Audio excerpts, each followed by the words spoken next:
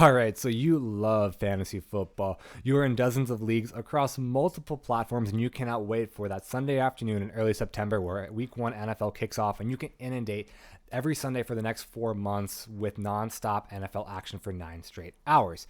And you've been doing fantasy football with your friends for the past few years, and it's been fun, but it's no longer enough to kind of scratch that itch when it comes to fantasy football. It is time to elevate your game and take it to the next level of fantasy, which is Dynasty Fantasy Football. Today, we're going through some tips and tricks to help you navigate starting up and building your Dynasty roster, as well as managing and maintaining it over years instead of just one singular 4-month season. So as always, like the video, subscribe down below. Whether you're a Dynasty neophyte or a Dynasty veteran, leave some comments or questions down below and I'll try to get around to answering them. And as always, stick around after that intro.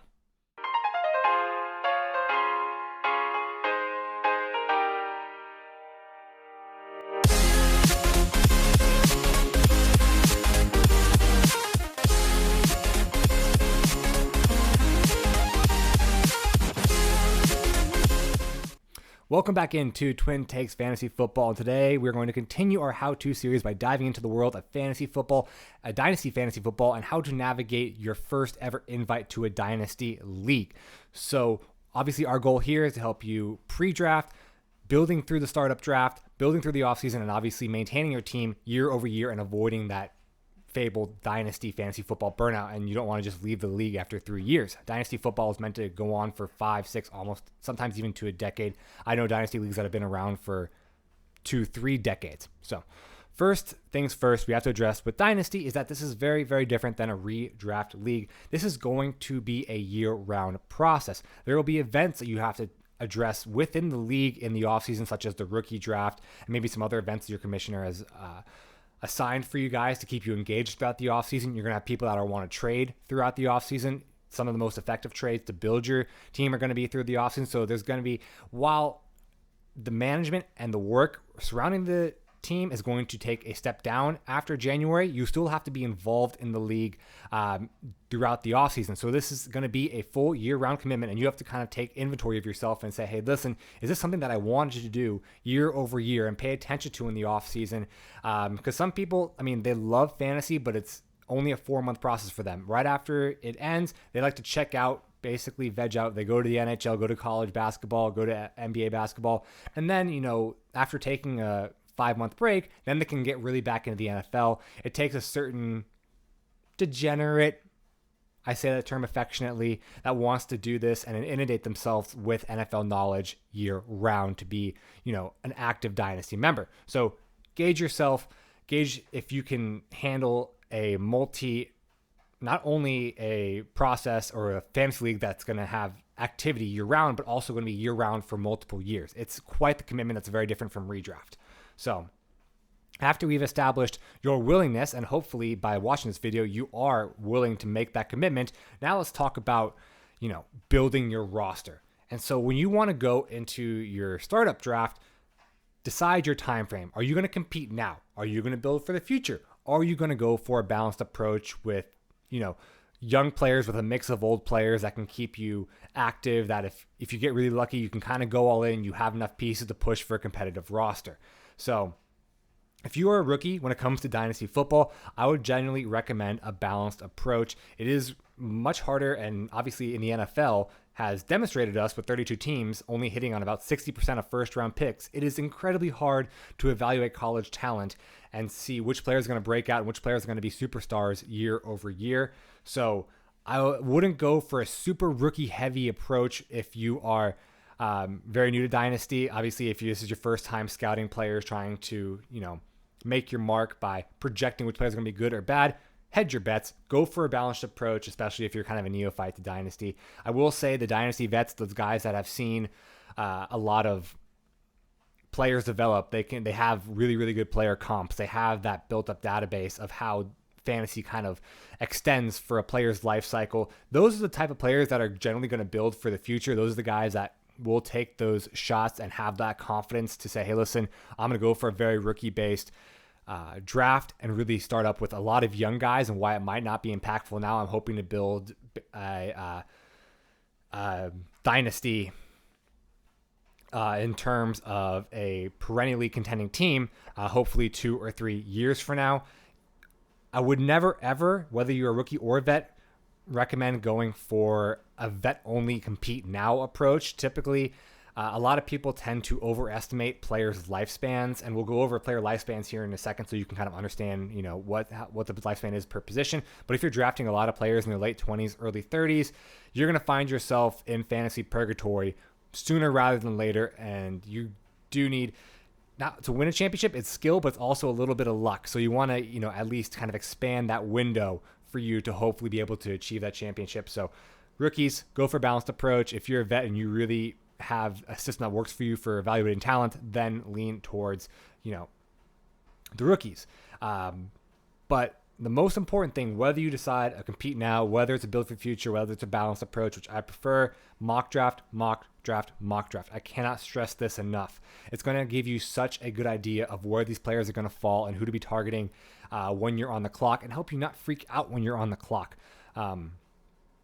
Go in, do many mock drafts, see what that kind of average ADP of each player is, kind of scout your tiers and say, okay, my tier 1 for quarterback is these 3 players. My tier 1 for running back is these 4 players. My tier 1 for wide receiver is these 5 players. And building out those tiers, building out kind of the rounds in which you're comfortable drafting these players is going to help you make more logical and not panic or tilt when you come to your turn on the clock. I'll give you an example. Let's say you're on the clock and your tier 1 of wide receivers is CeeDee Lamb, AJ Brown, Stephon Diggs, DK Metcalf. If you come to a point, and then, we'll throw in a couple running backs. So let's just say all the running backs that you like and all the quarterbacks you like are off the board at that point. You come down probably around the turn of the third round at this point, and you see the only wide receivers really that are left are Deebo Samuel, Stephon Diggs, and then you can go down to your second tier of running backs, maybe a Travis Etienne or a Jahmyr Gibbs or whatever is in that second tier of running backs for you. Building out these tiers and building out where you feel comfortable taking these players is going to help you say, okay, I don't need to reach for a running back because I just don't value running back. I'm going to go ahead and take the guy that I like that's still on my list, which is Stephon Diggs.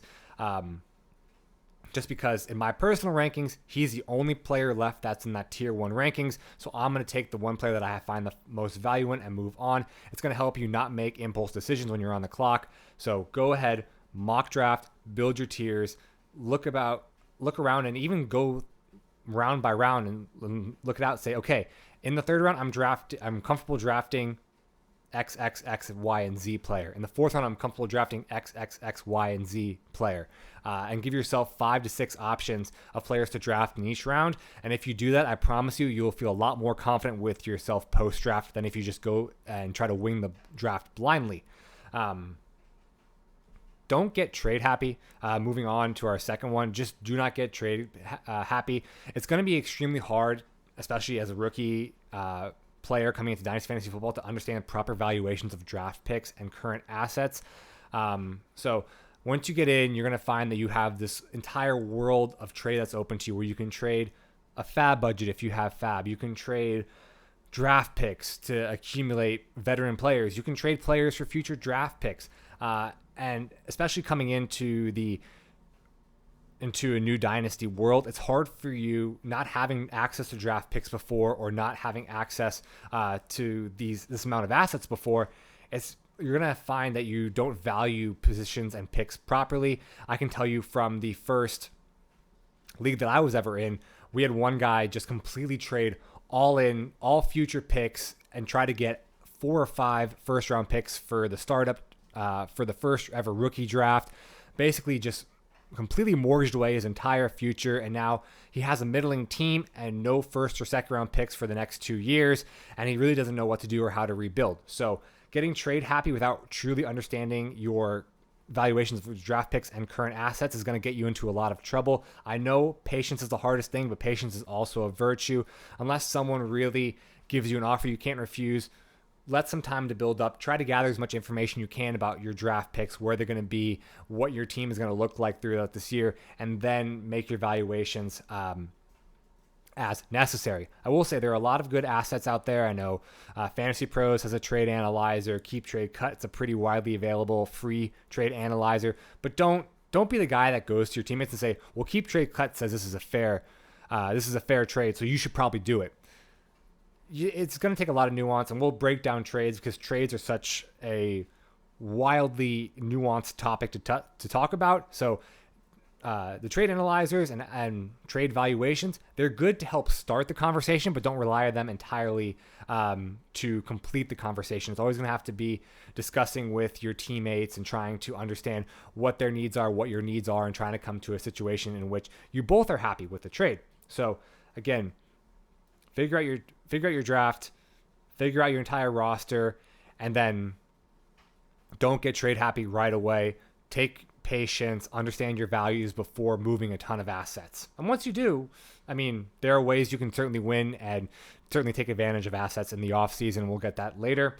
The next one I want to highlight here is familiarize yourself with the rules. Dynasty football is typically a lot more involved than redraft football, and there's going to be a lot more unique characteristics to each league compared to most redraft leagues, which people just go and hit the default settings on ESPN or Yahoo or Sleeper. With Dynasty, it's going to be more common that you have a lot of super flex leagues. It's going to be more common to have tight end premium leagues. It's going to be more common to have multiple flex, or maybe you even don't even have a tight end spot. You just have a running back tight end flex spot. So the more you familiarize yourself with the league rules, the better you can prepare yourself to get yourself an advantage throughout the rookie draft, throughout the startup draft, throughout basically the entire season. So take, for example, if you are in a tight end premium league, tight ends are normally a commodity that are really, really devalued, especially once you get outside of the top three of Mark Andrews, Travis Kelce, Kyle Pitts. So if you're seeing that there is a severe lack of appropriate valuation of tight ends, maybe you just have a lot of other rookie dynasty players in your league that were unfamiliar that this is a tight end premium league. Go ahead and try to scoop up a lot of those, middle round tight ends, the TJ Hawkinsons, Dallas Goederts, George Kittles, a lot of those 6th, 7th, 8th rounders. Build up that value, and then you can trade those guys for more value later on down the road once people realize how valuable tight ends are in a tight end premium league. So again, familiarize yourself with the rules. The more you know, knowledge is power. So if there's any way you can exploit, another example, with the prevalency of wide receivers, especially in today's NFL game, and how more widespread 3 tight end sets are being used, a lot of fantasy, especially in Dynasty, they're going to be shifting from two wide receivers in your starting lineup to 3 wide receivers. So a lot of people, especially from personal experience, when you go from a league that has 2 wide receivers and 2 running backs, the value is pretty fair. And then when you add 3 running backs and keep it at when you go to 3 wide receivers and 2 running backs, the value of the running back increases almost double. It is insane what adding that one position does to the value of the wide receivers, and completely almost, I don't want to say destroys the value of running backs, but they become they become much, much less valuable. So if you look through and you can see that there's more fixed wide receiver spots, definitely target wide receivers, because even just a change of one position like that can completely alter the values. And it's not so long ago that the entire first round of redraft leagues was running back heavy. We saw this mindset a couple years ago where even though Jamar Chase was a generational prospect coming into the league, Najee and sometimes even Travis Etienne were taking over Jamar Chase because they were running backs, and running backs were highly valued in the world of fantasy football. Now that's not the case anymore. So if you see people who are still more RB inclined, and you see more spots that are not inclusive of the RBs, whether it's more tight end flexes or more wide receiver spots, make sure you just study the rules and try to position your team to take advantage of any little slight advantage of the rule sets, and just create a surplus of value on your team that way. I know that probably wasn't the most articulate way to bring it out, but just try to figure out where you can have an edge over players who may not be as familiar with the rules. And speaking of, we're going on a little side tangent right now, going off of the whole 3 wide receiver thing, and a little tip and trick I like to say when you building your startup drafts. Fantasy is a wide receiver based game now, and we saw how recently it used to be a running back game, but it is completely shifting. We've seen in redraft the massive last year was the lowest amount of overall first round ADP for run backs in fantasy history ever. Now you're seeing a lot of tight ends, Travis Kelce, creep into the first round. A lot of wide receivers, though, are really making their mark on the fantasy industry. And really, fantasy is now a wide receiver-based game. And especially in Dynasty, their value is even more coveted just because their longevity is much longer than the shelf life of a running back. The running back shelf life, then you're going to look at as far as your competing window of a running back in Dynasty is going to be 2 to 3 years, while the wide receiver shelf life is exponentially higher at about 5 to 7 years. So this is going to be a case of when you're building for the future. If you're on a startup, I genuinely would rather have DK Metcalf over Jahmyr Gibbs. Jahmyr Gibbs might be the hot new prospect coming up, might be the hot button player, the running back, the versatile weapon that gets people hot and bothers. But in reality, DK Metcalf is an established wide receiver in this league. He's an alpha wide receiver. He's proved he can do it with a multitude of quarterbacks, and he's frankly going to be around longer than Jahmyr Gibbs ever will in this in the NFL. So as far as the other positions, QB is a much longer shelf life, but much harder to hit on. That's why when we look at the mock draft that we do on this channel, we'll see a lot of second round. I tend to take that risk on, especially in Superflex, on quarterbacks much earlier than most, just because it is such a hard position to hit on. But if you're going to hit on 25% of the quarterbacks you draft, because their shelf life is so long, their return on value is just incredible. Also, tight ends, frankly, it's just a shit show. I wouldn't worry about them too much. My strategy is I don't really ever draft tight ends. Startup is a different story, but when it comes to the rookies, it historically, will take 2 to 3 years for a tight end to break out. I refrain from drafting tight ends and just generally will trade for them later or pick them up as UDFAs if I see the value there throughout OTAs. So moving on to our next tip here is just understand your team holistically when you draft. I know some startups, they will have that first year you can draft veterans along with rookies, but the way I handle my dynasty leagues and the way I know a lot of dynasty leagues are, you have the startup draft prior to the NFL draft, and then you have the rookie draft afterwards. So when you do draft in the startup in that regard, draft with the rookies in mind. I'll just take an example from my personal leagues. We randomized the draft order for the startup draft, but then it was going to be the inverse order for the redraft. So if you were drafting at the 111 for the startup league, you immediately got positioned to the 102 for the rookie draft in a couple months. So keep that in mind. So this year, if you're drafting at the end when the 112 spot at the end of the first round, and you know you're going to have the first overall rookie pick in Bijan Robinson, you do not have to worry about taking an older running back, say a Christian McCaffrey or Najee Harris or Jonathan Taylor. You really don't have to worry about running backs super early on because you know you're going to have Bijan in the rookie draft. Draft like you already have that pick in mind, and that way you can, when you come out of the draft, you may only have one starting caliber running back, maybe like a Miles Sanders or a David Montgomery that you can go ahead and fit in for this year. But that's fine because you're drafting with the understanding that you're going to pick up this Bijan Robinson and other players in the rookie draft later on down the line. So again, it's hard not to get consumed in the moment and look at your draft roster and say, oh, look, like I'm missing a running back. I don't have a starting running back, but keep future picks in mind, keep future capital in mind. Think about what players are going to come to your team in the next 2 months, 3 months, what trades you're going to be able to complete to bolster your team. So just try to manage your team holistically and not make yourself a prisoner of the moment. And again, the best example of that is do your startup draft with your rookie picks in mind and basically already draft like you have those rookies on your team. These two last points I want to go over are probably going to coincide. I'm going to say, when in doubt, go younger. Young talent is just always at a premium in Dynasty. So if you're deciding between a Rashad Bateman or a Tyler Lockett, I'm going to go with the Rashad Bateman here. Yes, Tyler Lockett, most certainly will have more relevance this year. He's obviously a more productive wide receiver and has been a more productive wide receiver in the NFL for a long time, but his cliff is coming. He's a 29-year-old wide receiver, and Rashad Bateman is still only 22 years old. And there's honestly always going to be people in your league who are going to take that shot.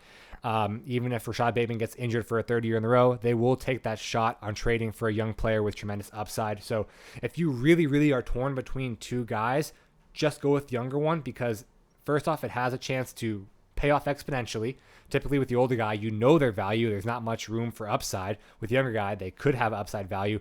And also, it's going to have more premium value to other league mates, so you can get off of them more easily and flip them for other assets. However, you don't always have to go younger. This is the inverse that you want to manage.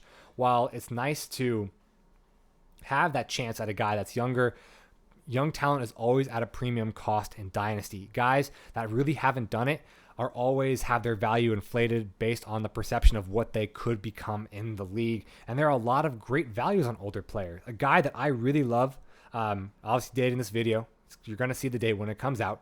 It's going to be in the off season of 2023. But a guy that I love for the upcoming 2023 season is DK Metcalf, and I think he's being undervalued everywhere. He is going to be honestly my wide receiver. He's a top 5 wide receiver for me for this year. And just honestly, I'm not saying he's the best player in fantasy football, but he's my favorite player in fantasy football. Just because he is a guy that is established as an alpha, has done it with multiple quarterbacks, is incredibly talented, and he's going to be around for at least 4 to 5 more years. Generally, DK Metcalf, even though Bijan Robinson was drafted this past offseason, DK Metcalf has the potential and frankly is more likely to make a longer impact and have a more relevance for a greater longevity than Bijan Robinson, despite what most people would say Bijan is the most talented, or honestly, even Bijan, before even playing a snap in the NFL, is a top 5 dynasty asset. So that's just a good understanding of, listen, the younger players have premium, and if you have a younger player, you can turn it into an older player that has more production, that you know what you're going to go for, like a DK Metcalf. So that's going to wrap up all my tips and tricks on Dynasty. There will be a few more videos coming out in the coming weeks that will break down, more minute details of Dynasty, whether it's the taxi roster, whether it's how do you trade draft picks, how do you trade with the players, what is a fab budget and how to utilize fab budget. But this really hopefully gives you guys a really good idea of how to start up your league, what you should be targeting for in startup drafts. Again, I'm going to reiterate this: patience. Don't go trade happy. Don't go, all in right now with this season, because again, this is a team that you're supposed to be managing for years and years and years, and it's not just one short 4-month window. That is probably the biggest hurdle that redraft players have to overcome coming from redraft to Dynasty is, you can't just expend all of your energy and all of your assets to go in this year, because if you lose this year, then you're probably going to be screwed for the next 3 to 4 years, and you're going to be losing, your buy-in while you try to rebuild and try to retool your roster. So again, hopefully this is giving you a little bit of a roadmap, giving you some ideas to help plan out your startup draft. If you're also new and you're maybe 1 or 2 years into it, this is hopefully giving you some ideas on how to continue to build your team as you become more and more experienced in Dynasty football. And as always, if you have any further questions, I do a lot of fantasy football content on this channel, so always make sure to subscribe, stay tuned. We have already posted all of our post-draft rookie rankings. We'll do some more veteran analysis as we come into later into June before hitting up a redraft. So as always, stick around for that.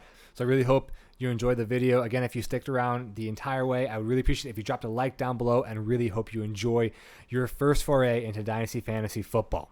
Take care, guys.